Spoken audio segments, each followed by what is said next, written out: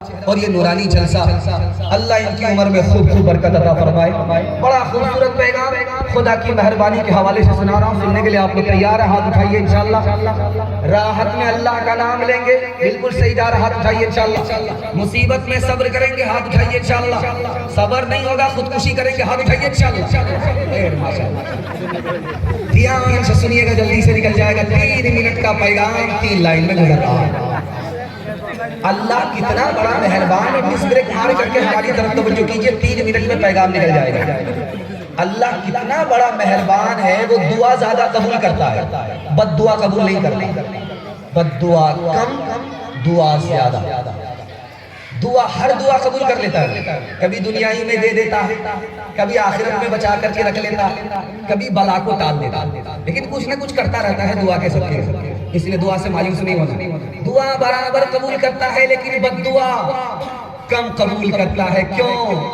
हजरत इब्राहिम ने पूछा, मालिक तू दुआ कबूल करता है, बद्दुआ कबूल क्यों नहीं करता? अगर बद्दुआ कबूल करने लगूंगा तो ये दुनिया ही उजड़ जाएगी, लोग बर्बाद हो जाएंगे। मैं अपने बंदों पर बड़ा मेहरबान हूँ, दुनिया भी आबाद रहे, मेरे बंदे भी आबाद रहे। दूसरी मेहरबानी आपको दिखाने के लिए जा रहा हूँ। नौजवान मर गया, लोग कहते हैं नाफरमान था। बूढ़ा मर गया, लोग कहते हैं 60-70 चूहा खा के बिल्ली हचको छचको। लेकिन ये छोटा छोटा बच्चा जो दुनिया में आते ही मर जाता है, इसका क्या कसूर है? अभी दुनिया ही में आया था और आंख खोला ही था कि मर गया। एक पंडित जी थे, उनका नाम था स्वामी दयानंद सरस्वती। उन्होंने हजरत नानोत्री से यही सवाल किया, कितना माकूल जवाब दिया, आपका दिल खुश हो जाएगा, खुदा की मेहरबानी आपको समझ में आएगी। उन्होंने सवाल किया कि मौलाना ये बताइए, ये जो दुनिया में बच्चा आता है बिल्कुल मासूम बेगुनाह होता है, इसका क्या कसूर था, क्या गुनाह था कि आते ही खुदा ने ऊपर उठा लिया, माँ बाप को रुला रहा है? जब उसको देना नहीं था तो महरूम क्यों किया, रुला क्यों रहा है? तो हजरत नानोत्री ने कितना प्यारा जवाब दिया, अल्लाह के यहाँ जन्नत है, जन्नत में कोटा है, उस कोटे में बेहिसाब लोग जन्नत में दाखिल होंगे, उनका हिसाब किताब नहीं होगा। उस कोटे में ये छोटे छोटे बच्चे भी हैं जिनका बचपन में इंतकाल हो जाता। अल्लाह ने उस छोटे छोटे बच्चे पर कितना करम कर दिया कि दुनिया में बुला लिया ताकि बेहिसाब जन्नत में दाखिल हो जाए। माँ बाप बच्चे की मौत पर रो रहे हैं, सब्र कर रहे हैं, रोने की वजह से अल्लाह ताला माँ बाप को जन्नत देता है। इस पर भी करम किया, उस पर भी करम किया। आप देखेंगे छोटा बच्चा 1 साल का 1.5 साल का, जब उसको माँ नहाती है तो रगड़ रगड़ करके नहाती है, ऐसा लगता है कि अंदर का भी मैल कुचैल निकाल करके बाहर। और जो बच्चा जितना काला होता है उसको ज्यादा रगड़ती, इसी तरह ये गोरा हो जाता है, ज्यादा रगड़ रगड़ करके नहाती है। बच्चा चिल्लाता है लेकिन माँ कोई परवाह नहीं करती, रगड़ती रहती है, रगड़ती रहती है, रगड़ती रहती है। उसको पता है कि इसके चिल्लाने को देखेंगे इसका मैल कुचैल साफ नहीं होगा। जब हमारे ऊपर मुसीबत आती है हम चिल्लाते हैं, खुदा देखता रहता है, क्योंकि खुदा को पता है कि जब तक ये रोएगा नहीं इसके गुनाह का मैल कुचैल साफ नहीं होगा। तू ही मर्ज दे, तू ही दवा दे, तू ही दवा दारू में शिफा दे, तू ही डुबोए, तू ही तेराए, तू ही बेड़े पार लगाए, तू ही दिलों में आग लगाए, तू ही दिलों की लगी बुझाए।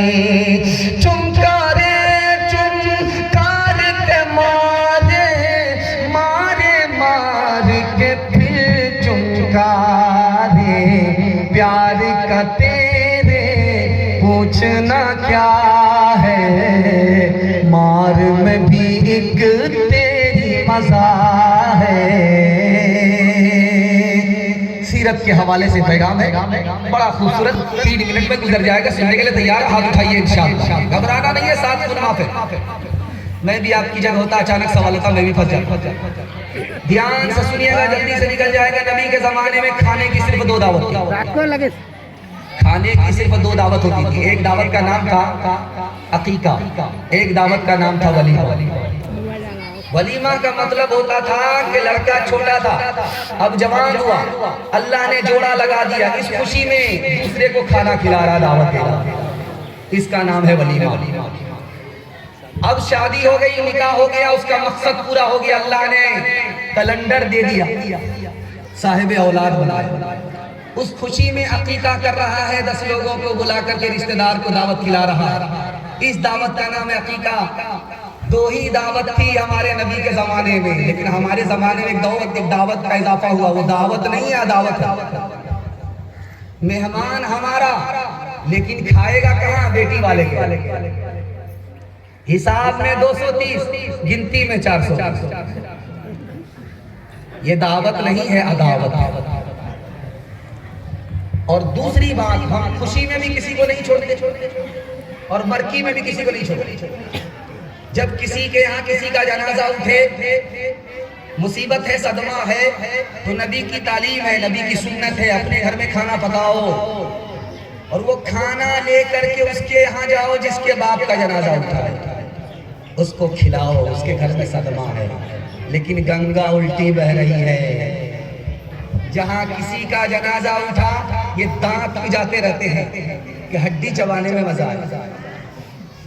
2 मुट्ठी मिट्टी देंगे, दस्तरखान पर बैठ जाएंगे कीमत वसूल करने के लिए।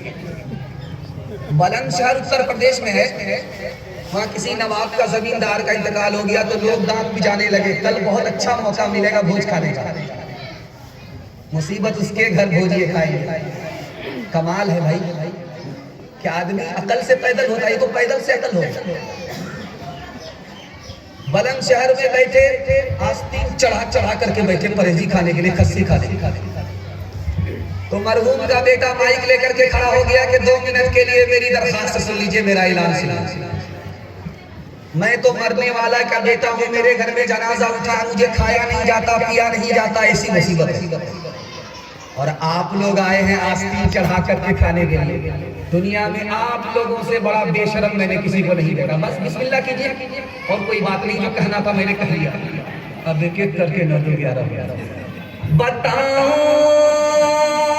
आपसे मेरे मरने के बाद क्या होगा।